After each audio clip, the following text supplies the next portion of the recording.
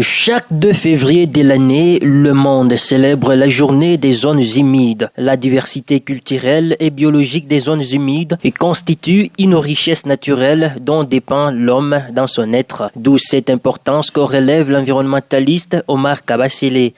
Et la gestion rationnelle de ces ressources.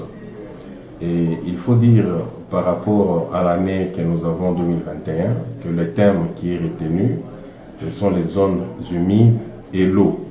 Parce qu'on ne peut pas parler des zones humides s'il n'y a pas de l'eau. Et si nous avons des problèmes d'eau, c'est que les zones humides connaîtront également un problème.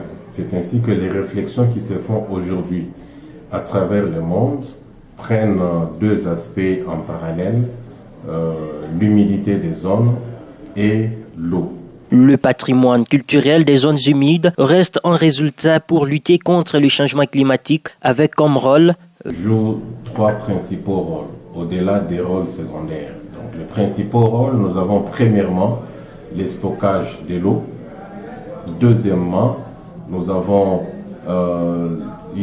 ces zones jouent le rôle des réserves de biodiversité animale comme végétale. Et troisièmement, ces zones séquestrent le carbone. Et c'est dans les zones humides que nous trouvons des tourbières qui en fait sont des conglomérats de carbone, sont des stocks de carbone de plusieurs années, de plusieurs siècles que nous avons trouvés au niveau des zones humides.